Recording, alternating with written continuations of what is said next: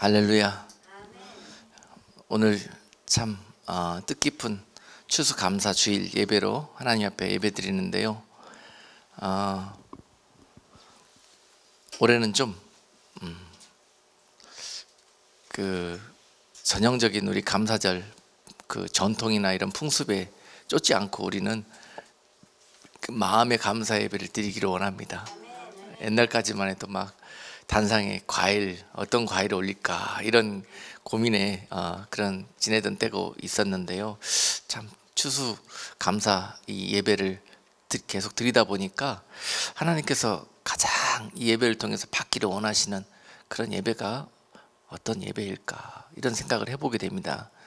그런데 참 하나님께서 받기를 원하시고 기뻐하시는 감사절 예배는 바로 우리 단상에 어떤 그 눈에 보이는 어떤 열매들 갖다 놓고 그런 드리는 그런 예배보다 우리들의 삶에서 정말 하나님께서 그 고통과 절망과 슬픔 가운데 주셨던 많은 눈물과 그 정말 일어설 수 없는 그런 순간에도 주님을 의지해서 일어섰던 그런 기도의 무릎과 여러 가지 믿음의 마음들 이런 것들을 들고 나와서 하나님 앞에 보이지 않지만 거룩한 산 제사의 예물로 드려질 때 이 감사의 예배를 최고의 그런 감사의 예배로 받아주시리라 믿습니다. 무엇보다도 우리가 이 순간 감사절에 드릴 수 있는 최고의 예물은 바로 하나님께서 가장 기뻐하시는 예물, 손꼽아 기다리고 있는 그 하나님의 마음에 합한 아들로 나와서 그 하나님의 마음에 합한 아들의 모습은 바로 돌이키는 것이고 돌아서는 것이고 주님의 품으로 나오는 것입니다. 회개하는 것이에요. 그래야 구원하실 수 있기 때문에. 그래서 최고의 감사의 예물은 하나님께서 회개하는 자의 눈물, 그 발걸음, 그 마음을 가장 기뻐하신다. 오늘 이 제단에 그런 하나님이 기뻐하시는 최고의 예물을 드리는 성도들이 다 될 수 있기를 주님의 이름으로 축복합니다. 오늘 말씀은 지난 시간에 이어져서 어린 양의 신부 시리즈 두 번째 말씀을 증거하도록 하겠습니다. 제목은 주님 오실 때까지라는 제목을 정해봤습니다. 주님 오실 때까지. 지난 시간에는 신부를 부르는 소리라는 제목으로 말씀을 전했는데요. 그 말씀에 이어져서 그 신랑 되신 우리 주님이 오시는 그날까지, 그 소리가 들리는 그날까지, 그 사랑하는 꿈에도 그리는 내 사랑이 오시는 그날까지 우리는 어떤 모습으로 지내야 되고 그 만남을 위해서 어떤 그런 준비와 예비하심이 있어야 될 것인가에 대해서 오늘 말씀을 증거하도록 하겠습니다. 본문 말씀은 지난 시간과 동일하게 요한계시록 19장 7절로 8절까지 말씀을 읽도록 하겠습니다. 우리가 즐거워하고 크게 기뻐하여 그에게 영광을 돌리세.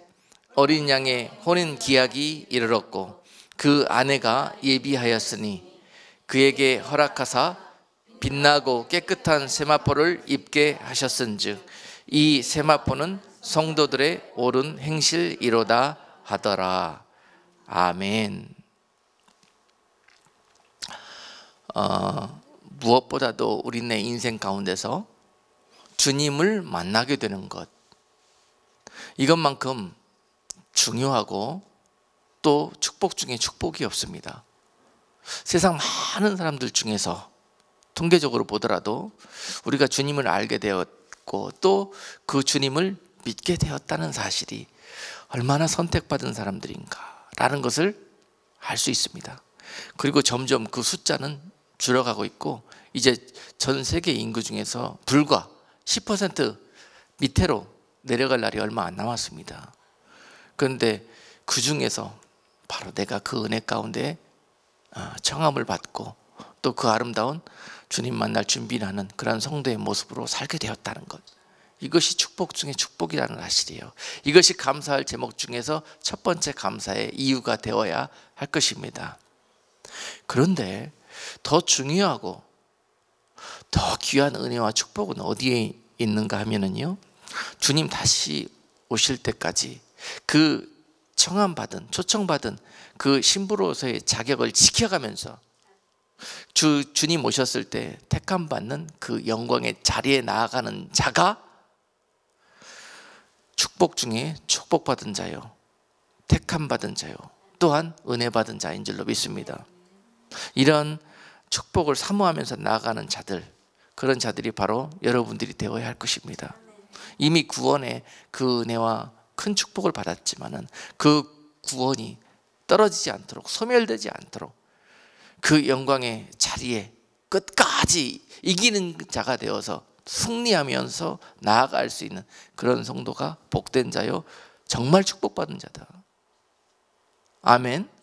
그동안 30년 40년 그 오랜 시간 평생 신앙생활하고도 그 택함 받는 자리에 나가지 못한다면 이처럼 낭패가 어디 있습니까? 여러분, 많은 분들이 이 귀한 은혜와 축복을 받았으면서도 불구하고 나태한 생각 속에서 한 번 받은 구원은 영원한 것이다 라는 그런 생각으로 신앙의 나태함과 게으름과 또 세상의 복을 쫓아 그 시간들을 준비하다가는 정말 영광과 축복의 자리에 내 이름이 그곳에 불려지지 않을 수가 있다 라는 경각심을 이 시간 우리가 다시 한번 기억할 수 있는 시간 되기 원합니다. 네, 너무 중요한데 항상 이 경각심을 갖고 두렵고 떨림으로 현재 오늘의 믿음을 지켜가는 그런 성도들이 소망이 있는 자요, 정말 영원한 축복 가운데 나아갈 그런 성도들이 될 것입니다. 세상은 지금 우리를 속이고 있습니다. 그 영광 가운데 들어가지 못하도록 나태하게 만들고 게으르게 만들고 각종의 미혹과 각종의 거짓 복음으로 사랑하는 하나님의 성도들을 미혹하고 그 정도에서 벗어나 헛된 길을 걷도록, 그렇게 신앙생활을 하도록 그렇게 인도하는 때입니다. 소경이 소경을 인도하는 때요, 비진리가 진리로 둔갑하여서 그 길이 생명이 있는 것처럼, 구원의 문인 것처럼 그렇게 인도하는 시대를 우리는 살아가면서 결국은 우리가 약속의 주님을 만나는 그 장소에 나아가야 되는 그런 삶을 살고 있습니다. 그러니 얼마나 지혜로워야 되고 얼마나 영적으로 분별하면서 신앙생활을 해야 되는가. 이것이 바로 오늘 우리가 가져야 될 경각심인 것입니다.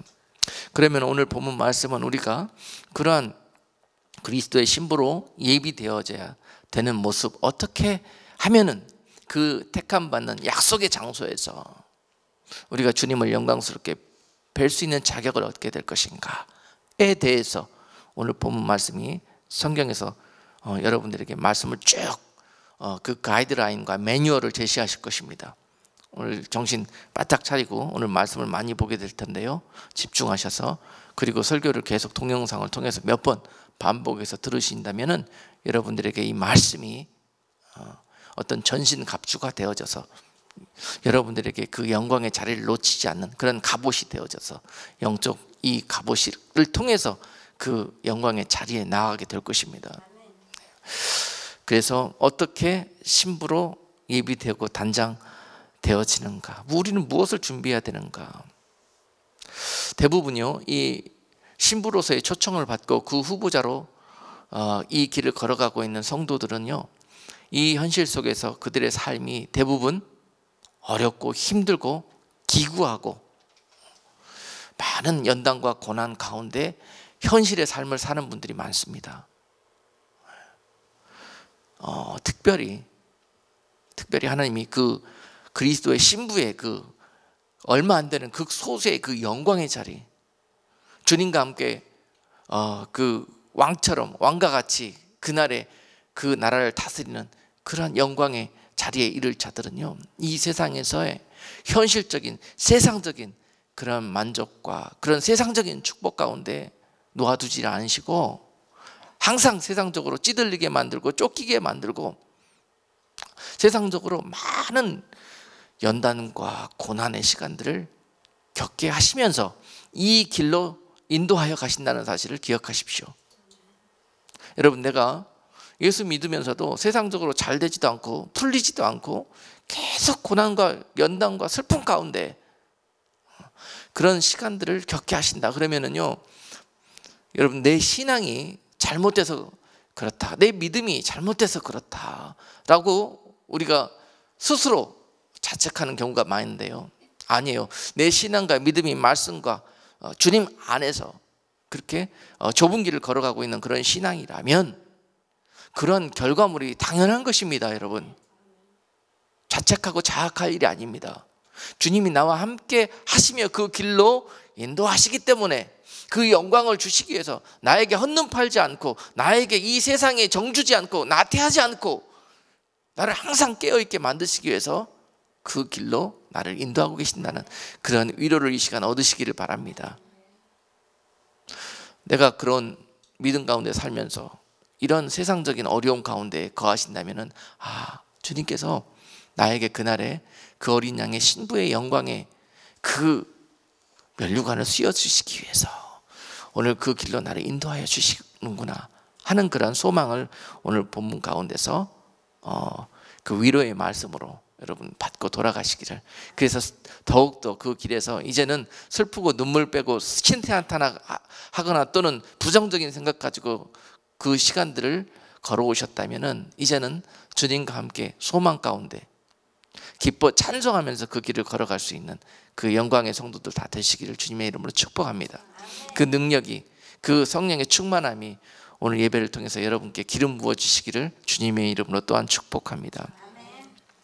여러분, 이 가운데서, 이러한 삶 가운데서 주님은 그들이 신부로 단장하고 연단되어지고 예비되어지기를 원하십니다. 할렐루야. 여러분, 세상에 잘 나가고 세상에 부족한 것 없고 만족한 것 투성이면은요 절대 이 길 걸어갈 수 없습니다. 그 가운데 안주하고 그 가운데 헌눈 팔고 그 가운데 마음을 뺏기는 것이 사람입니다. 그런데 우리 주님은 절대로 그가 택한 신부들에게는요 그 사랑이 다른 어떤 곳에, 그 마음이 다른 어떤 대상에게 가는 걸 원치 않으십니다. 그래서 조금만 내가 그렇게 하려고 그러면은 주님께서 잡아 흔들어 버립니다. 그 마음이 하나밖에 없는 내 자식에게 가려고 그런다. 그 마음이 내 삶의 어떤 환경과 사업과 내 삶에 정말 꼭 붙들고 싶고 너무 중요한 그런 곳에 자꾸 가려고 그런다. 그러다가 주님은 퇴색되어져 가고 자꾸 잃어버리고 내 시간과 공간 속에서 자꾸 자리하는 부분이 적어져 간다. 그러면 영락없이 주님의 그 사랑하신 신부를 주님이 그냥 두지 않습니다. 사정없이 흔들어 버리십니다. 그리고 어떻게 하라고요? 회개하라고, 돌아오라고, 네 마음과 생각과 그 모든 사랑과 그 시간과 공간을 나에게 달라고. 이것이 신부로 초청을 받은 성도의 삶입니다. 그러니 그들의 삶은 세상적으로 현실적으로 외롭고 힘들고 고난이 많고 세상적으로 마치 내가 루저처럼, 실패자처럼 어떤 그런 주님의 어떤 책망과 어떤 하여튼 인정함을 받지 못하는 그런 사람처럼 비춰질 수 있지만 주님의 눈과 주님의 마음은 절대 그렇지 않다는 것입니다. 여러분, 힘을 얻기를 바랍니다. 많은 사람들이 신앙생활 하면서 지금 그 속에는 기저귀 찬 채로 어린아이처럼 아직 기저귀를 떼지 못하면서 신부로 단장되고 예비되어지기를 원하는 사람들이 너무 많습니다. 자신은 신부가 되기를 원한다고 그렇게 그 길을 걷지만은 아닙니다.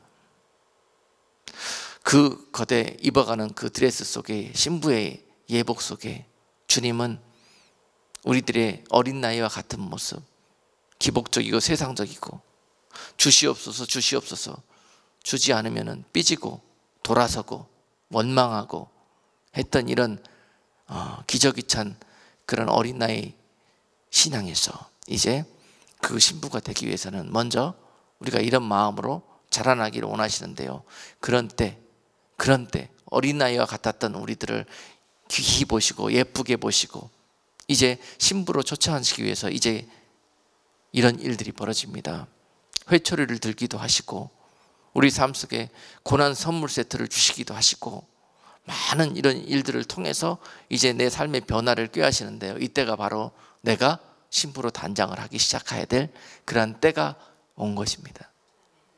그럴 때는 제일 먼저 우리가 해야 될 일이 지난 어린 나이와 같았던 삶에서 돌아서는 것, 회개하는 것, 이것이 첫 번째 신부 단장의 통로입니다. 첫 단추예요. 이 첫 단추가 제대로 끼워지면 마지막 드레스의 아름다운 단추가 온전히 끼워질 수가 있게 되는 것입니다. 이 첫 단추가 잘못 끼워지면 다이퍼 찬, 즉 기저귀 찬 그런 예복으로 입은 그리스도의 신부가 되는 거예요. 사람들은 그 겉모습 보고 네 드레스가 예쁘다, 예복이 너무 아름답구나. 그래도요, 주님은 다 보십니다. 다 알고 계십니다. 그 속에 있는 기저귀는 뭔고 보신단 말입니다. 그날에 그것을 책망받고 그날에 회개하면 늦습니다. 주님 만나는 날, 우리가 그토록 원하는, 기다리는 주님 오실 때 그 날을, 이 주님 앞에 책망을 듣게 된다면 우리에게 그때는 때가 늦고 기회가 없는 것입니다. 그러니 지금 우리 모습 속에, 우리 신앙의 믿음의 그 예복 속에 아직도 이런 어린 나이의 모습이 있다면 오늘 이것을 돌이키고 정리할 수 있는 귀한 회개의 마음을 예배를 통해서 주실 줄로 믿습니다. 그래서 이 신부 단장의 첫 번째 그 첫 단추가 회개하는 것이라고 그랬어요. 지난 모든 옛 사람의 옷, 옛 생활의 옷, 옛 생각의 옷, 모든 삶의 영역에서부터 이제 주님의 신부에 예비되어지는 방향으로 돌아서는 것, 돌이키는 것, 그 마음과 생각을 돌이키고 바꾸고 삶과 발걸음을 돌이키는 것, 이것이 바로 회개하는 것입니다. 자, 그래서 이 회개를 통해서 무엇을 먼저 도모하시는가? 누누이 오늘 여러분께 그동안에 한 해 동안 증거했던 말씀을 오늘 총 정리해서 여러분께 쭉 종합 정리해 드릴 거예요. 그러니 오늘 말씀이, 오늘 예배가 굉장히 중요합니다. 오늘 감사절날 여러분 감사의 제물을 가지고 나와서 주님 앞에 영광 돌릴 때 우리 하나님께서 오늘 이 말씀을 통해서 여러분들에게 영광으로 갚아주시고 축복으로 채워주실 줄로 믿습니다. 그래서 먼저 우리가 마태복음 13장에 나오는 4가지 밭을 공부했습니다. 먼저 단장을 하기 위해서는요, 그 밭을 먼저, 그 속을, 그 내면을 준비하는 것이 첫 번째입니다. 그 겉만 번지르르하게, 겉만 뿌리가 없는 결과는 있을 수가 없고 원인이 없는 결과가 있을 수가 없습니다. 그래서 그 속을 먼저 청소하고 다스리는 것, 이것이 첫 번째인 거예요. 그래서 마태복음 13장에서 4가지 마음의 밭이 나오죠. 지난 우리들의 회개돼야 할 모습, 지난 우리들의 옛 삶에 회개돼야 할 모습, 그것이 바로 무엇인가? 길가와 같았던 우리들의 마음, 그리고 돌밭과 같았던 우리들의 마음, 그리고 가시떨기 투성이었던 우리들의 마음, 이것을 좋은 마음으로 기경하는 것, 다시 갈아엎는 것, 그래서 좋은 마음의 밭으로 예비하는 것, 이것이 첫 번째라는 것입니다. 그러니 그 마음의 밭의 비유는 신부로 예비되어지기 위해서 준비할 첫 번째 단추가 되는 것입니다. 이 좋은 밭에 무엇이든지 예복이 준비되었을 때 이 예복이 예복될 수가 있는 거예요. 자, 그래서 이 4가지 마음의 밭이 좋은 밭으로 갈아엎어진다는 것은 다시 한번 데살로니가전서 5장 23절 말씀은 이와 같이 구체적으로 설명해 주십니다. 평강의 하나님이 친히 너희로 온전히 거룩하게 하시고 또 너희 온 영과 혼과 몸이 우리 주 예수 그리스도 강림하실 때에 흠없게 보존되기를 원하노라 라고 말씀하셔요. 자, 신부로 주님 강림하실 때, 우리 구주 예수 그리스도께서 강림하실 때에, 그때에 준비된 예비된 성도의 모습은 흠도 없고 점도 없이 보존되어져야 될 모습은 한마디로 거룩이라는 단어로 표현하셨고요. 그 거룩은 어디에서의 거룩을 말씀하시냐? 영과 혼과 몸, 우리 안에 있는 이 세 부분에서의 온전히 거룩하게 보존하고 예비되어져 있는 그런 모습이 주님께서 우리 속에 보시는, 우리가 다이퍼 차고 있는 그런 부분에서 드러나는 그런 그 단장되고 예비되어져 있는 부분이라는 거예요. 여기에서 모든 부분들이 우리가 아직 어린 나이의 신앙에 머무르고 있는 거예요. 아직도 옛 사람의 옷을 그냥 그대로 입고 그 위에 덧입으려고 그래요. 안 되는 거죠. 완전히 더러워진 옷은 다 벗어내고 거기에 새 옷으로 갈아입기를 원하십니다. 이것이 신부의 예복입니다. 단장이에요. 그래서 그동안에 우리가 있었던 지저분한 죄의 옷, 옛 사람의 옷, 옛 생각과 옛 관습과 찌들려져 있는 그런 냄새나는 옷, 불신앙의 옷, 이런 옷이 무엇인가? 어디에 있는가? 우리 속에 보이지 않는 곳에 찌들려져 있어요. 찌들려져 있어. 이것을 깎아내고 도려내는 그런 정말 피나는 고통의 시간, 엄청난 그런 회개의 그런 시간들이 우리에게 있을 때 결국 신부의 그런 그 단장이 시작되게 된다는 말씀입니다. 그래서 그 영혼 안에 있는 그런 죄의 부분들, 그런 흠이 있는 부분들, 이것이 바로 돌밭과 같은 마음이 우리의 영혼 안에 있고요. 바로 그 길가와 같았던 마음, 그리고 가시떨기와 같았던 그러한 여러 가지 노이즈들이 바로 우리 영혼 안에 보이지 않는 모습으로 있었다는 사실입니다. 바로 이것들이 정리되기를 원하는데 이것들을 너무 많이 놓쳐요. 그리고 눈에 드러나는 옷만 그냥 거기다 걸쳐 입으려고 그래요. 오늘 중요한 부분을 제가 여러분과 함께 나누고 있어요. 많은 부분들이 그 영광의 자리를 알게 되었고 그 영광의 자리를 사모하면서 그 자리로 나아가고자 합니다. 그런데 어떻게 그 영광의 자리로 나아가는지를 잘 몰라요. 그냥 막 할렐루야 할렐루야 하고 가면 되는 줄 알아요.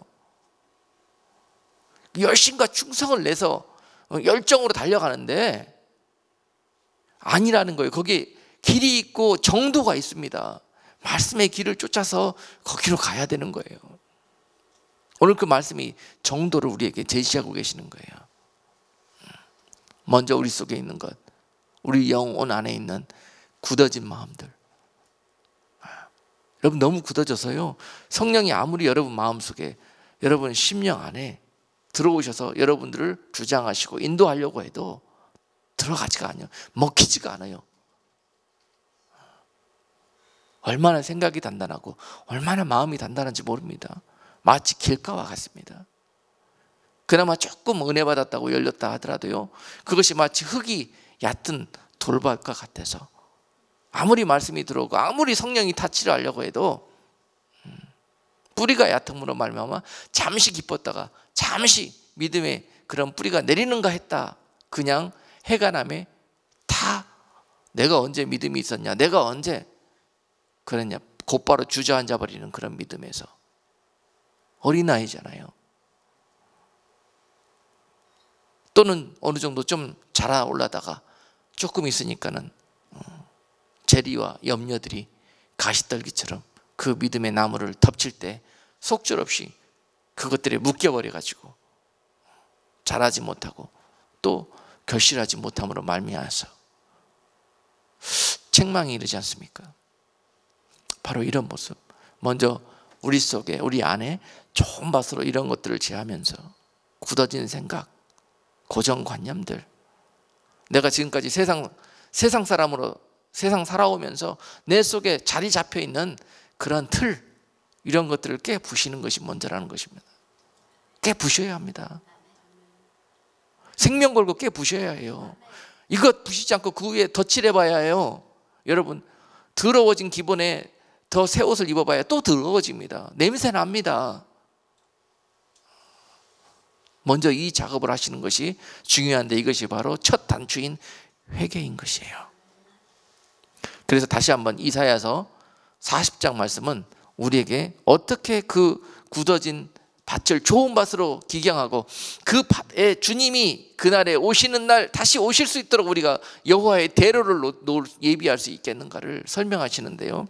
이사야서 40장 3절로 4절 말씀은 외치는 자의 소리여 가로되 너희는 광야에서 여호와의 길을 예비하라. 사막에서 우리 하나님의 대로를 평탄케 하라. 골짜기마다 도두어지며 산마다 작은 산마다 낮아지며 고르지 않는 곳이 평탄케 되며 험한 곳이 평지가 될 것이요 라고 이 굳어진 마음의 밭을 좋은 밭으로 기경하기 위해서는, 갈아엎기 위해서는 어떤 작업이 필요한가? 구체적으로 또 4가지로 정리해서 말씀해 주셨습니다. 여러분, 우리들의 속에 입고 있는 그 옛사람의 옷, 기저귀, 영적인 기저귀, 죄의 옷, 더러워진 옷, 그 냄새나는 옷, 그 모습이 뭐예요? 어떤 종류예요? 첫 번째는 오늘 이사야서 40장 말씀은 골짜기라고 표현하고 있습니다. 골짜기, 골짜기마다 어떻게 되어라? 도두어져라. 골짜기는 뭡니까? 그동안 옛 우리들의 삶의 모습 속에서 주님을 모르고 살다가 세상 속에 그렇게 살다가 우리 속에 남아있는 골짜기 같은 부분들이 있지 않습니까? 우리 인생의 최고 밑바닥에 치고 올라왔던 그런 순간들, 영적으로나 육적으로나, 그 골짜기에 상처는 뭘로 남냐면요, 한 맺힙니다. 그 생각과 기억에 사로잡히게 만듭니다, 사람을. 그래서 생각만 하면은 눈물이 나고, 생각만 하면 낙심이 되고, 그때 생각만 하면은 절망이 찾아옵니다. 그런 엄청난 상처, 엄청난 충격, 엄청난 기억, 이것이 결국은 그를 우울증으로 몰고 가버리고 자살로 몰고 가버립니다. 잊을 수 없는, 그런 씻을 수 없는 순간들, 기억들, 그런 상처들, 아픔들, 슬픔들, 그것이 바로 쓴 뿌리가 되어져서 우리 속에 존재하고 있는 그런 영역들, 이것이 바로 골짜기입니다. 이런 부분들이 도두어져라. 하나님의 은혜로. 골짜기는요, 은혜로 채우는 겁니다. 그렇게 하나님 은혜를 준비하시고 여러분들에게 위로하시고 치료하여 주시려고 그렇게 해도 여러분들이 그 은혜를 바라보지 못하고 주님이 주시는 새 소망을 바라보지 못하고 계속 골짜기만 보고 있는 거예요. 그것 때문에 아파하고, 그것 때문에 절망하고, 그것 때문에 몸부림치고, 이런 모습을 바꾸라는 거예요. 이것이 바로 첫 번째 신부 수업입니다. 그 신부들이 그 초청을 받고 지나왔던 그 삶이 그랬다는 거예요. 골짜기로만 돌아다녔어, 지금까지. 연단 받다 보니까. 그러면 남아있는 게 뭐예요? 그런 부분들, 어둡고 음침하고 골짜기 속에 있는 그런 쓴뿌리들이 그를 휩싸이고 있단 말입니다. 이것을 먼저 정리하는 것. 하나님의 은혜를 준비하시고 이제 여러분 그 신부의 길로 여러분들을 모시고 가기 위해서 먼저 은혜를 주실 거예요. 은혜, 영적인 많은 은혜를 주실 겁니다. 그 은혜로 그런 부분들을 치유하시고 채워주시고 더 이상 상처, 더 이상 이런 것들이 덧나지 않도록 싸매주실 거란 말입니다. 그러니까 주님의 은혜를 바라보세요. 그 뒤쪽에 있는 골짜기를 보지 마시고 뒤돌아보지 마셔요. 속는 겁니다, 여러분. 속는 거예요. 마귀한테 붙들려가지고 속는 거예요. 이런 것들이 첫 번째 메워져라는 것입니다. 그리고 또한 두 번째는 작은 산마다 어떻게 해라? 낮아져라. 산은 무엇을 의미합니까? 뾰족 나와 있는 거예요. 골짜기와 반대의 개념입니다.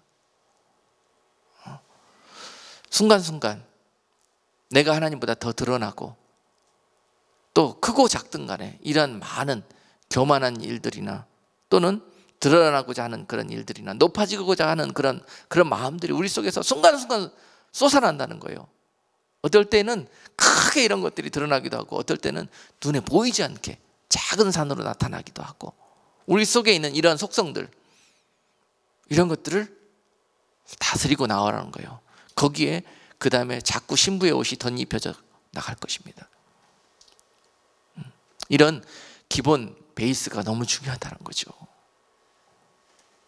자, 이제는 주님 오실 날이 얼마 남지 않았습니다, 여러분. 언제까지 우리가 이 베이스 작업만 하고 있을 것입니까? 빨리 마지막 겉옷까지 주님이 기뻐하시는 예복으로 준비해 입어야 될 때입니다. 예. 자, 이런 작은 산, 그리고 그 높은 산 할 것 없이 드러나고 뾰족하고 쉽게 성내고 화내고 혈기 부리고 하는 이런 우리들의 개인적인 어떤 성품에까지 우리 속에 보이지 않는 그런 부분들이 어떻게 되라? 깎아져라, 낮아져라, 낮아져라. 낮아지면 성낼 이유가 없어요. 항상 이것이 문제가 정리가 안 되면은 나중에 결국은 그 영광의 자리에서 신랑보다 더 큰 소리 치려고 하고 신랑을 리드해 나가려고 하고 신랑의 받아야 될 영광을 뺏어갑니다. 문제가 큽니다. 그래서 이 산이 정리되지 않으면. 세 번째 지적한 것은 고르지 않는 곳, 고르지 않는 곳이 평탄케 되어라고 하십니다. 고르지 않는 곳. 한글말 번역이 조금 이상한데요, 이것을 영어 성경에서 보니까 고르지 않는 것은 crooked라고 표현되어 있습니다. crooked place. 그 crooked place가 어떻게 되라? straight가 되어라. 평탄하게 되어라는 것은 straight가 되어라. 즉 이렇게 굽어져 있는 길이에요. 굽어져 있는 길. 여기서 고르지 않는 곳이 평탄하게 되라는 의미는 이렇게 우리 마음속에 삐뚤어져 갖고 굽어져 있는 그런 것들이 스트레이트로 펴져라는 거예요. 그래야 그 길로 주님이 들어오실 수 있다는 것입니다. 즉 무슨 말이냐면 우리 속에 삐뚤어져 있는 마음, 그리고 굽은 마음, 그런 겁니다. 말하자면 정직하지 못한 마음, 말씀대로 알면서 살지 않으려고 오히려 지름길을 좋아하고 오히려 세상의 방법을 의지했던 그런 마음의 중심들, 우리 속에 있는 그런 것들, 이런 것들 지적합니다. 펴라는 거예요. 절대 그 구부러진 길로는 주님의 대로가 놓아질 수 없다. 주님이 그 길로 들어오실 수 없다는 거죠. 좀 손해보더라도, 좀 늦더라도 정직한 길, 이것이 얼마나 중요한 것인지 아시겠죠, 여러분? 다 얻어놓고 다 잘 된 것처럼 보이지만 그 길로 주님이 안 오시면 그거 무슨 낭패입니까? 그렇잖아요. 네 번째는 험한 곳, 험한 곳이 평지가 되게 하라. 험한 곳은 다시 영어 성경에서 보니까 rough place, rough place예요. rough는 표면이 스무드하지 않고 후들투들하게 미세하게 이렇게 되어 있는 상태입니다. 멀리서 보면 이게 평탄한 것 같아요. 멀리서 보면. 그런데 가까이 와서 이렇게 보니까는 너무 우들투들해. 비포장도로 같아요. 이것이 포장도로가 되게 하라. 즉 이 loved place가 어떻게 되라? smooth place가 되게 하라. smooth. 우리 마음속에 이런 부분들이 어떤 부분일까요? 영적으로 rough한 place가 어떤 부분일까요? 시도 때도 없이 크고 작은 걱정들 있잖아요. 어떤 분들 보면은 나 주님 믿는다고 하면서 무슨 걱정이 그렇게 입에 달려 있는지 모르겠습니다. 자기는 근데 그런 거 하는지도 몰라요. 이게 러프한 마음이에요. 이게 늘 말만 하면은 부정적이야. 꼭 봐도 삐딱하게 보고 부정적으로 보고 불평불만하고 그것으로 결국은 원망하게 되고, 이런 것들이 보이지 않게 그냥 삶에 또는 이 입의 표현 속에 가득해. 이런 마음들을 정리하자는 거죠. 어떻게? 부드러운 마음으로 주님이 속히 그 포장된 여러분들이 예비하신 그 평탄한 대로를 통해서 속히 오시리라 믿습니다. 그 길이 예비되지 않음으로 말미암아서 아직 그 신부들을 모시러 올 수 없는 거예요. 신랑 대신 우리 주님께서는 이미 그 처소를 예비하시고 그 신부들을 부르러 올 준비가 되어 있는데 신부들이 준비가 아직 안 돼 있어서 못 오시는 거란 말입니다. 지금 오시면은 우리에게 낭패예요. 큰일이에요. 재앙이에요. 우리가 입으로만 마라나타 그러면서 주님 오시라고 자꾸 찬송하지만은요, 우리의 모습을 보자고요. 지금 주님께서 오시면 우리에게는 재앙입니다. 재앙. 그 영광 가운데, 그 소망과 약속 가운데 나아갈 자 과연 얼마나 되겠냐고요. 그 근거는 우리가 이 말씀에 우리의 모습을 비춰봤을 때 그렇다는 것입니다. 자, 그래서 이러한 첫 번째 단추인 그런 회개의 그런 단계에서 우리가 어떤 모습을 어떻게 회개되어야 하는가, 오늘 말씀을 통해서 다시 한번 데살로니가서 5장 말씀과 또 마태복음 13장 말씀과 이사야서 40장 말씀을 통해서 그 안에 좋은 밭을 어떻게 준비해야 되는가에 대해서 여러분께 정리를 해드렸습니다. 그리고 이 밭 위에 이제는 우리가 예복의 옷으로 겉옷을 입게 될 건데요. 겉옷을 입게 될 건데, 자, 우리 인사이드를 정결케 거룩하게 온전히 우리가 회복을 했으면은 그 다음에 그 인사이드, 우리의 마음에, 우리의 속 사람에게 이제 겉 단장을 시작해 나가는데요. 그 첫 번째 단장이 뭐냐? 그 첫 번째 단장이 처음에 말씀드린 회개, 씻어내는 것이 먼저였다는 것입니다. 여러분 화장하실 때도 그렇지 않습니까? 먼저 깨끗하게 바탕을 씻어낸 다음에 거기에 두 번째 하는 게 무엇입니까? 바탕 기초공사를 하잖아요. 분단장. 두 번째 여러분 씻어내는 작업, 회개하는 작업. 그 다음으로 두 번째 하는 신부의 단장해야 될 모습이 기초공사입니다. 기초공사. 메이크업 베이스, 분단장하는 거예요. 이것은 속옷을 입는 것인데요. 속옷, 보이지 않는 속옷을 입는 건데, 겉옷을 입기 전에 그 속옷은 어떤 모습이어야 되느냐. 베드로 사도가 그 회개되어진 심령 위에 입어야 될 첫 번째 그 속옷이 바로 믿음이라고 말씀하셨습니다.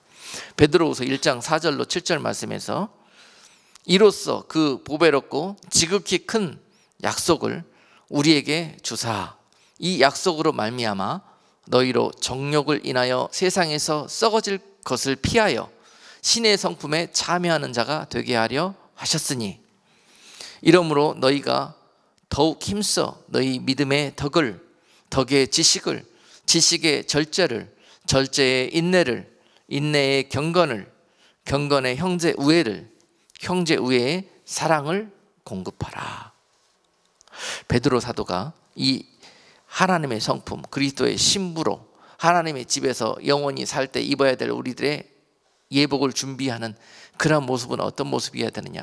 그러면은요, 믿음이라고 그랬습니다. 믿음은 우리들의 좋은 밭으로 기경된 우리들의 마음입니다. 그렇죠? 믿음이에요. 믿음이 가장 기본입니다. 우리는 그 믿음 생기기 위해서 그토록 정말 처절한 싸움, 믿음의 선한 싸움을 하고 있는데요, 그 믿음 갖게 되었다고 전부가 아니라는 거예요. 끝이 아니라는 거예요. 그 바탕 위에 그 속옷이라는 것입니다. 우리 속에 그 좋은 밭 위에 입어야 될 첫 번째 신부의 옷은 믿음이라는 옷이에요. 믿음의 옷으로 속옷을 해 입어라. 할렐루야. 그렇다고 그 믿음의 옷 입었다고 높아져 가지고 또 밖에 나가서 믿음의 일 한다고 막 돌아다니면은 그게 속옷 입고 밖에 돌아다니는 거하고 똑같습니다. 그래서 베드로 사도가 그 믿음의 옷 위에 무엇으로 덧입어라? 이제부터 이제 덧입는 것입니다. 그 좋은 마음의 밭 위에 또 아름다운 그러한 속옷으로 단장하고 그 위에 이제부터 신부의 예복을 하나하나 입어가기 시작하는데요, 그 옷이 바로 덕과 지식의 옷이라고 그랬습니다.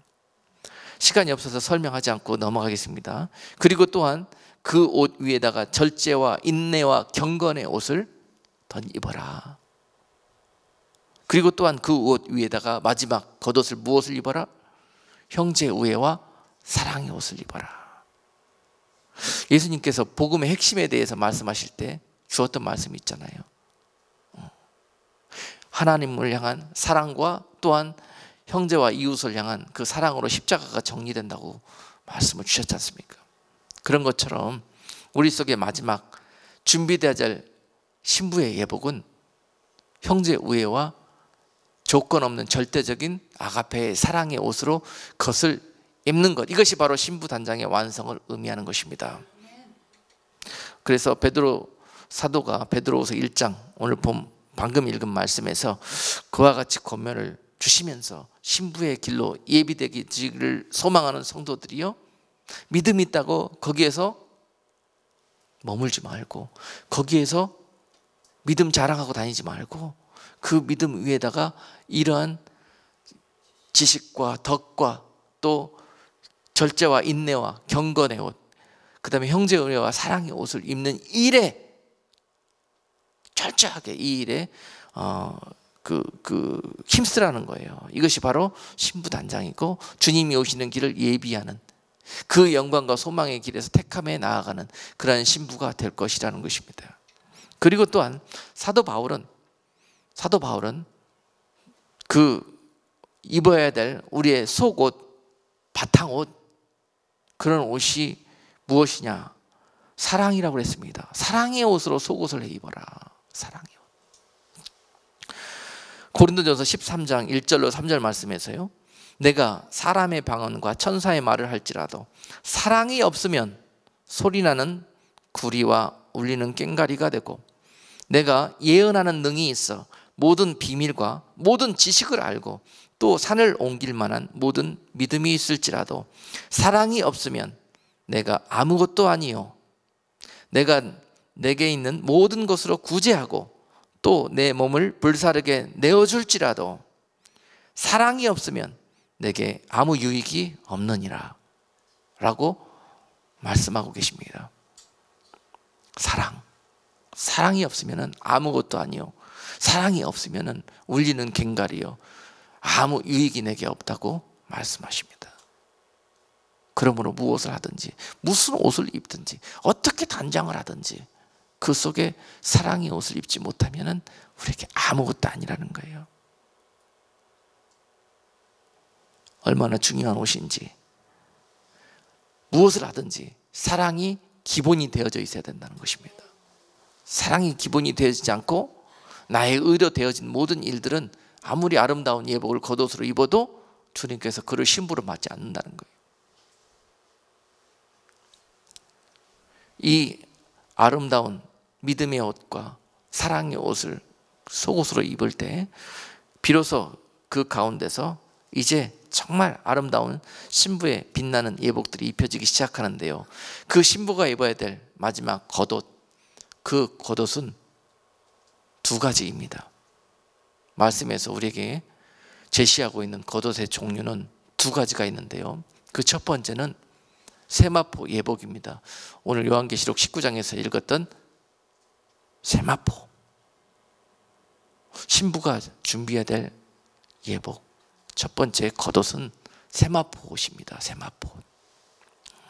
자, 오늘 본문 요한계시록 19장 8절 말씀해 보니까 그에게 허락하사 빛나고 깨끗한 세마포를 입게 하셨은즉 이 세마포는 성도들의 옳은 행실이로라 하더라. 아멘. 자, 이것도요, 빛나고 깨끗한 세마포라고 표현하고 있습니다. 세마포의 그런 그 모습이 어떤 모습인가? 세 단어로 빛나고 깨끗한 세마포라. 이것을 영어 성경에서 봤더니요, clean, 그리고 bright, 그리고 fine, 그리고 linen이라는 단어로 정리가 되어 있어요.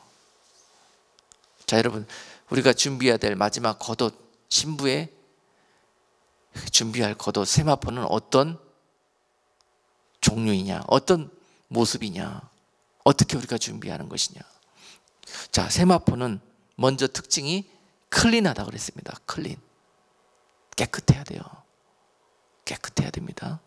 속도 깨끗하고 또한 겉도 깨끗해야 되고 깨끗해야 됩니다. 이 깨끗한다는 것은 마지막 이 겉옷에 속에 마찬가지, 아까 정리했죠. 우리가 이 겉에도 마찬가지로 클린하다는 것은 영적으로 죄가 없고 거짓이 없는 그런 상태. 즉 말하자면 석과 겉이 할 것 없이 착하고 깨끗하고 거짓이 없고 순수해야 된다는 이야기입니다. 그리스도의 신부들은 아시겠습니까? 어떤 사람들은 속은 깨끗하고 정리가 회개가 잘 됐어. 그런데 아직 겉모습이 러프하고 우둘투둘해. 향기가 안 나. 깨끗하지가 않아요. 그런 부분들이 참 많이 있습니다. 우리 속에는 참 귀하고 값진 것들이 있어요. 그런데 우리의 어떤 드러나는 겉모습을 이제는 또한 단장해야 될 때가 됐다. 아멘. 될 수 있는 대로 남들이 봐도, 세상 사람들이 봐도 깨끗해야 됩니다. 깨끗해야 돼요. 정직해야 돼요. 물론 속과 우리 이 내면은 정직하고 깨끗해졌어요. 그러나 그것이 속으로, 겉모습으로, 겉옷으로 나타나야 된다는 이야기입니다. 할렐루야. 더러운 곳에 남들처럼 같이 가지 않아야 되고, 흙탕물에 가지 않아야 되고, 그 겉모습이 이 깨끗한 상태를 지키려면 이런 성도들이 바로 거룩한 성도인 것이에요. 그것이 바로 세마포 회복이 이제는 연단되어져 갖고, 이제는 마지막 요한계시록 19장에서 신부의 모습으로 예비되어졌을 때 이제 겉모습까지, 겉행실까지 이렇게 깨끗해지고 진 상태가 된다는 것입니다. 이럴 때 주님이 오셔서 그 영광 가운데 들어가게 된다는 거예요. 여러분 삶의 모습에서 이것이 나타나야 됩니다. 드러나야 됩니다. 남들처럼 언클린한 것 같이 도모하고 그 길을 같이 걸어가고 악인의 그 꾀를 쫓아서 악인의 그 행동들을 똑같이 나도 함께 답습해 나간다면 우리는 아직 여기에 합당하지 못한 상태입니다. 세상 사람들하고 도모해서 나쁜 짓 하지 마십시다. 많은 기독교인들이 지금 믿는다면서도 신부의 길을 간다고 하면서도 세상에 나가서는 그러고 있습니다. 우리는 좀 이런 부분에서 바보가 될 필요가 있습니다. 바보일지라도 정도를 걸어야 합니다. 끝까지 그 길을 지켜야 됩니다. 그래서 깨끗해야 된다. 클린해야 된다. 세마포 회복은 두 번째는 bright, 빛이 나야 된다. 빛난다. 여러분 에베소서 5장인가요? 10절 말씀에 빛의 자녀는 착하고 참되고 진실이 된다고 그랬습니다. 빛의 자녀는, 즉 빛나야 된다는 게 무슨 의미일까요? 빛나야 된다는 게 그의 삶 속에서 착한 모습이 있어야 된다고. 응? 그리고 참되고 진실된 모습이 있어야 된다는 거예요. 예? 도대체 요새 믿는 분들 많이 만나고 보면 속이 무슨 생각을 하고 있는지 도대체 모르겠어요.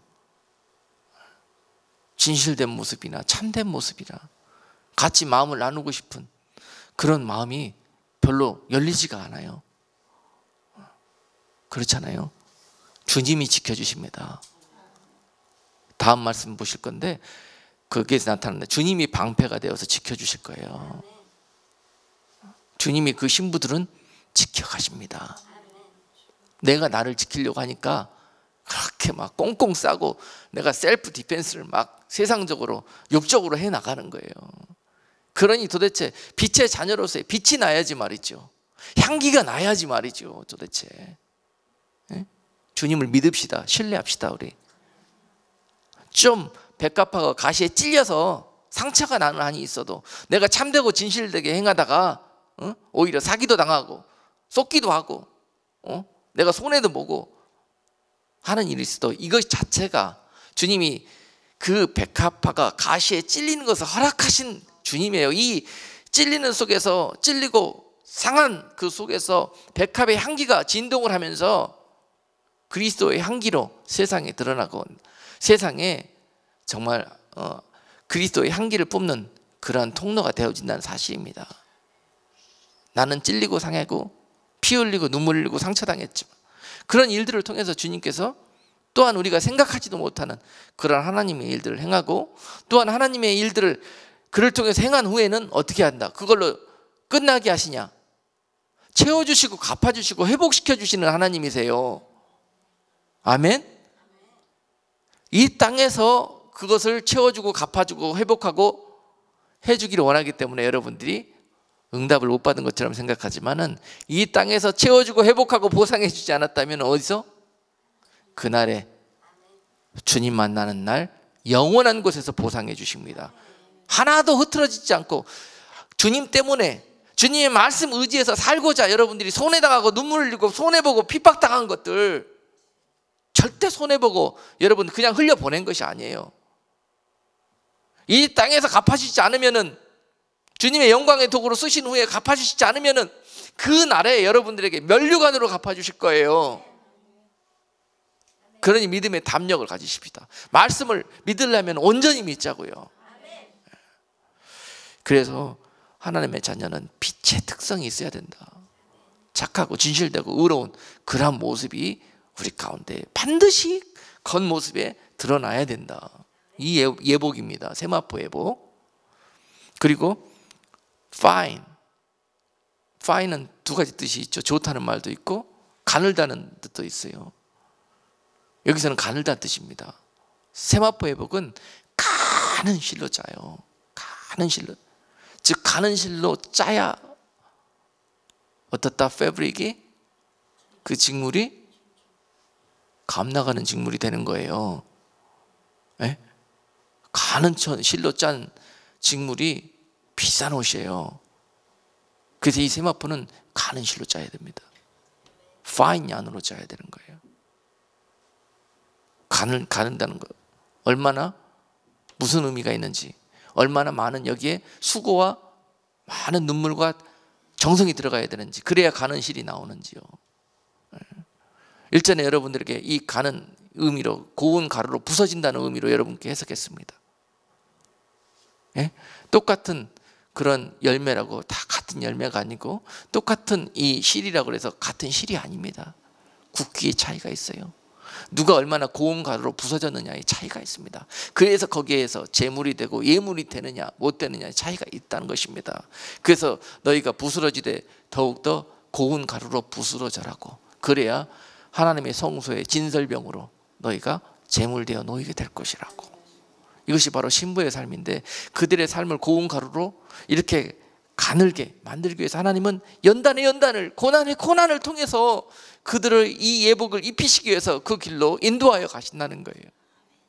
그래서 그들이 그러한 삶을 살게 되는 거예요. 이런 마음이 나를 자꾸 방해하고 억누를 때마다, 여러분 오늘 말씀이 여러분께 소망이 되고 힘이 되기를 주님의 이름으로 축복합니다. 그래서 승리할 수 있는 그런 원동력이 될 수 있기를 주님의 이름으로 축복합니다. 그리고 마지막으로 이 세마포는 재질이 린넨으로 되어 있습니다. 린넨은 뭐예요? 섞이지 않은 순수한 자연 재료입니다. 세마포는 섞이지 않아야 됩니다.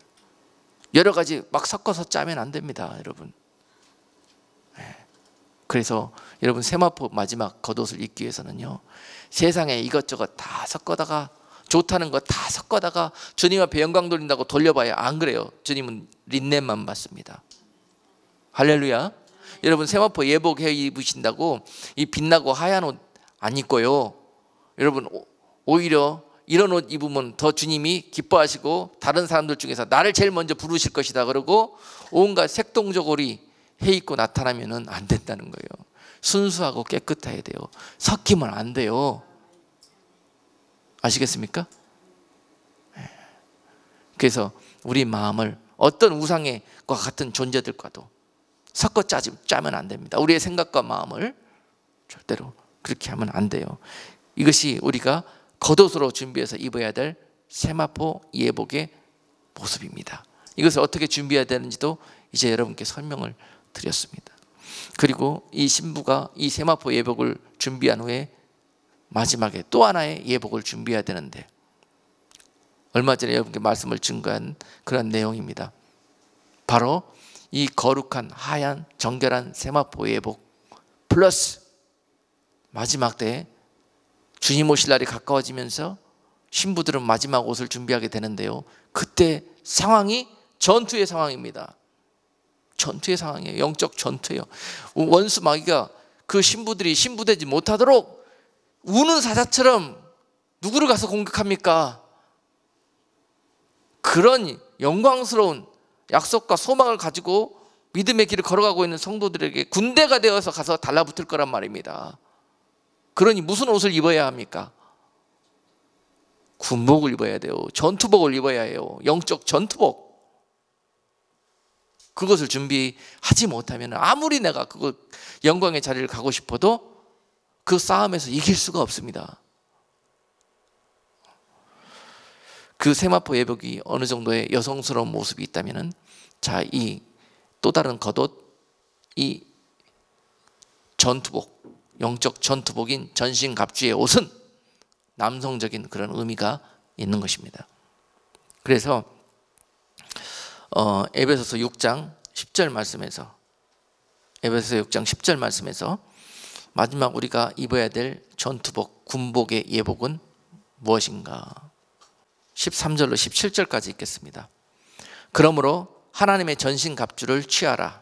이는 악한 날에 너희가 능히 대적하고 모든 일을 행한 후에 서기 위함이라. 그런즉 서서 진리로 너희 허리띠를 띠고 의의 흉배를 붙이고 평안의 복음에 예비한 것으로 신을 신고 모든 것 위에 믿음의 방패를 가지고 이로써 능히 악한 자의 모든 화전을 소멸하고 구원의 투구와 성령의 검 곧 하나님의 말씀을 가지라 라고 말씀하십니다. 자, 우리가 마지막으로 준비해야 될 엑스트라 예복, 이것이 바로 영적인 전투복인 거예요. 영적인 전투복은 오늘 에베소서 말씀은 전신갑주라고 말씀하십니다. 전신갑주. 어디? 전신, 머리부터 발끝까지 갑주, 갑옷을 입어라. 이것은 방어의 개념입니다. 디펜스의 개념이에요. 지혜로운 신부들은 믿음 있다고 칼만 들고 막 공격하고 마귀 때려잡는다고 돌아다녔다가는, 그리고 전신 갑주로 무장하지를 못하면은 그냥 당합니다. 그렇게 허점이 많고 그렇게 약점이 많은데 어떻게 전쟁터에 나가겠습니까? 그 싸움에서 이기겠습니까? 여러분, 디펜스가 먼저입니다. 공격하기 전에 방어가 먼저인 거예요. 미련한 군사는 방어도 하지 않고 공격만 하러 다닙니다.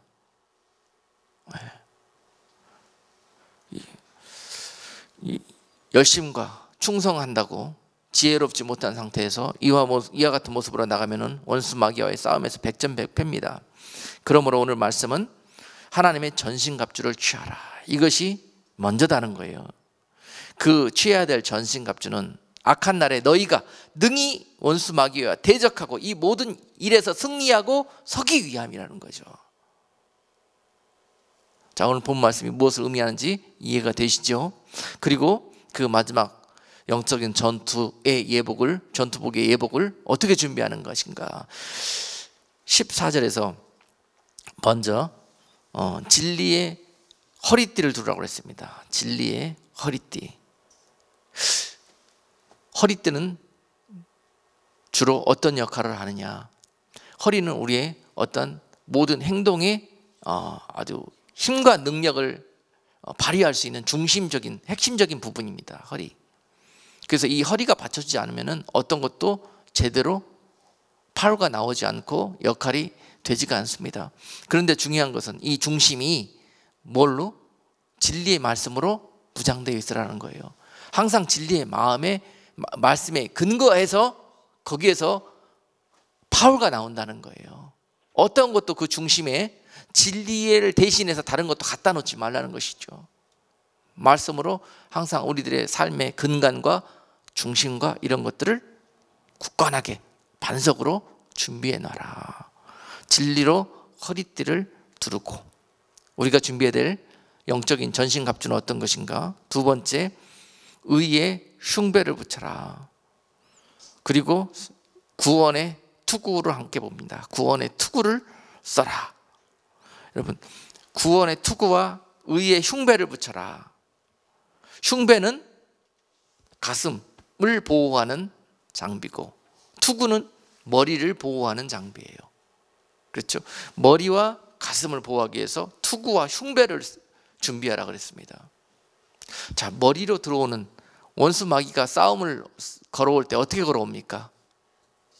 원수 마귀가 창하고 칼하고 원자폭탄 들고 우리를 쳐부시러 옵니까?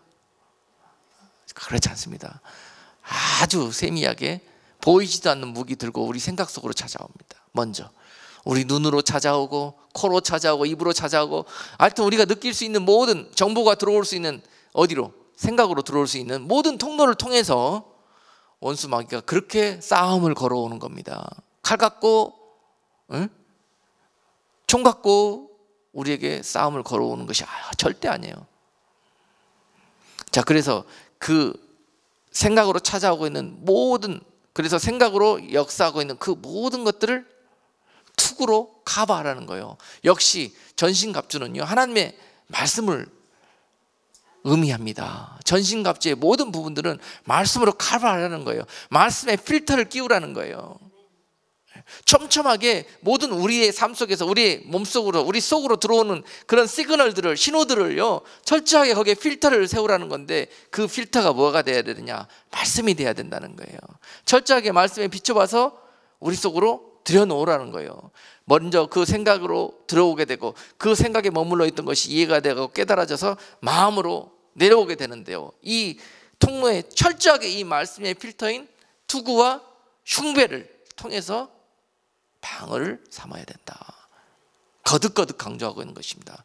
말씀으로 중심을 삼고 들어오는 모든 통로를 말씀으로 필터를 세워서 차단시키고, 그리고 나서 이제 믿음의 방패를 삼아라. 믿음의 방패. 모든 것 위에 믿음의 방패를 삼아라. 방패는 뭐 하는 겁니까?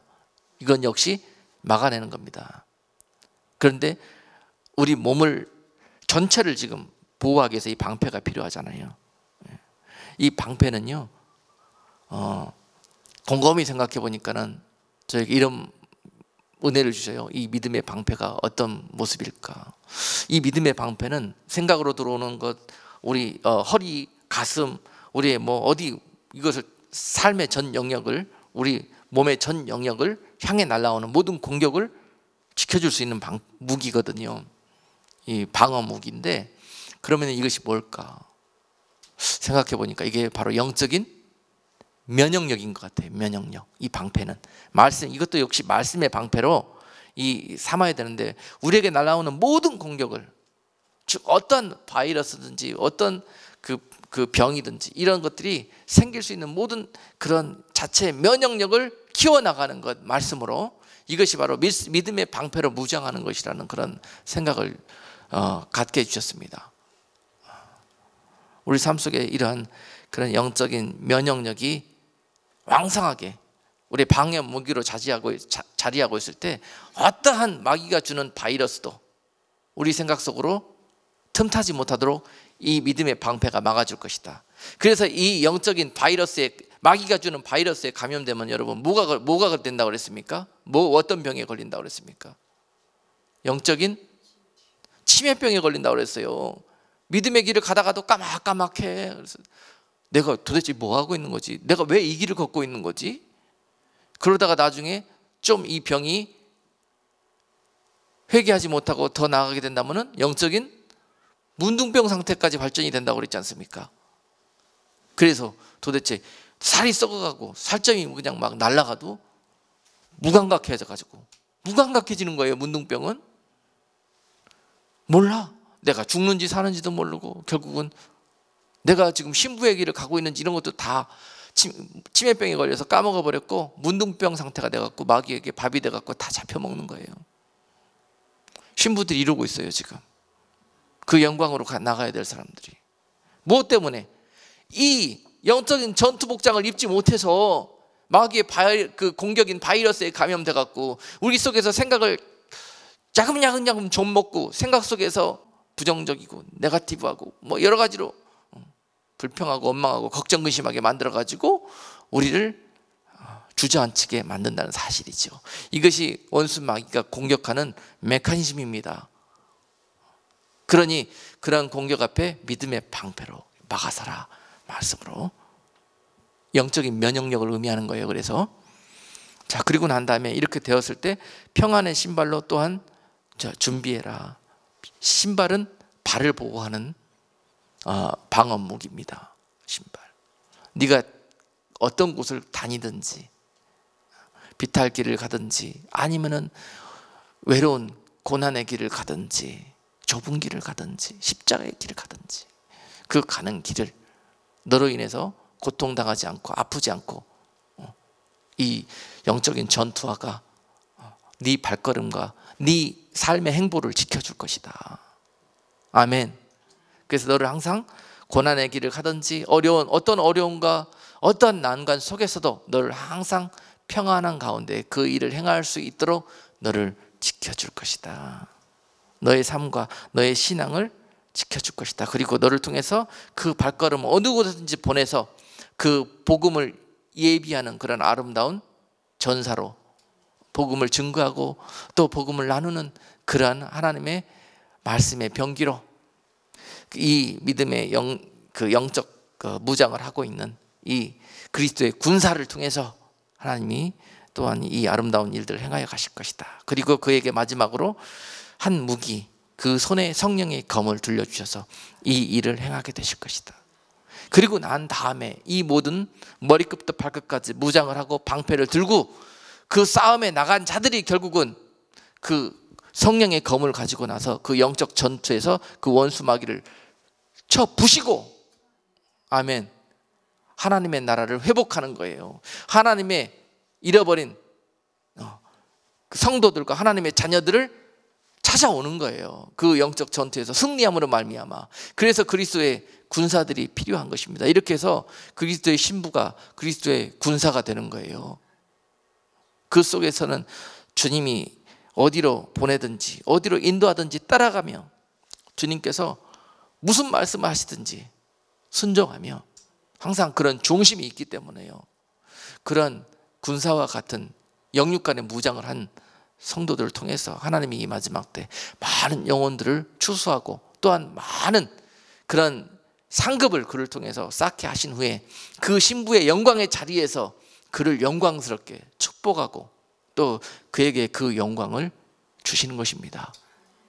여러분, 우리가 이런 많은 일들을 하고 싶어도 우리가 왜 할 수 없었는지 오늘 많은 말씀을 통해서 우리에게 그 이유를 설명해 주셨고요. 또 우리에게 어떤 길로 나아가기를 원하시는지, 어떻게 무장하고 어떻게 예비하고 어떻게 단장을 해야 되는지, 주님 오시는 그날까지 우리가 어떤 모습으로 예비되어져 있어야 되는 것인지를 오늘 많은 말씀을 통해서 여러분께 밝혀주신 줄로 믿습니다. 오늘 들으신 말씀 부디 마음속에 깊이 간직하시고 오늘 믿음의 선한 싸움을 통해서 영적인 그런 세마포 예복과 전신갑주를 예비하시고 그 영광 가운데 주님 앞에 나아갈 수 있는 복된 성도들 다 되시기를 주님의 이름으로 축복합니다. 그리고 다음 1시간 더 해가지고 이제 보라 신랑이로다 하는 제목으로 한번 말씀을 더 증거할 텐데요. 아마 다음 주는 우리가 추수감사 우리 기도회로 우리 리트리스로 모이기 때문에 힘들고 그 다음 주에 또 1시간 더 해가지고 마지막 이 시리즈 설교를 마치도록 합니다. 세 번째로 보라 신랑이로다. 신랑이 오셔서 그 순간부터 우리가 어떠한 영광 가운데 어떤 모습으로 주님을 영접하고 그 이후로 어떻게 주님과 함께 살아가게 되는 것인지 소망의 메시지입니다. 그것을 소망을 본다면은 우리가 이 어떤 준비하는 과정에서 고통과 어려움도 능히 참아낼 수가 있거든요. 그래서 이 시리즈 말씀을 마무리하면서 세 번째로 보라 신랑이로다. 신랑이 오셨을 때 그 감격과 그 소망의 약속을 우리가 함께 나누는 시간 갖도록 하겠습니다. 기도합니다. 거룩하신 하나님, 오늘 귀한 말씀을 통해서 이 어려워지고 어두워진 때 주님께서 우리 같은 자를 주님의 신부로 예비하시고 또한 그 영광의 길로 초청하여 주셨다는 사실을 알려주셨습니다. 그리고 또한 그 영광의 길로 나아오기 위해서 오늘 우리가 어떤 모습으로 이 고난과 이 외로운 그 좁은 길을 통해서 주님께 예비되어진 모습으로 나아가야 될 것인지 귀한 말씀 주신 것 감사드립니다. 하나님 그저 깨달은 말씀으로 끝나지 않게 하옵시고 들은 말씀을 가지고 그들의 삶에서 그들의 그런 영적인 모든 영역에서 또 육적인 삶의 터전에서 처절히 이 영적인 싸움과 싸워서 승리하며 또한 이런 주님의 영광의 길로 또 승리하며 찬송하며 나아갈 수 있는 복된 성도들 될 수 있도록 은혜 베풀어 주시옵소서. 예수 그리스도 이름으로 기도드리옵나이다. 아멘.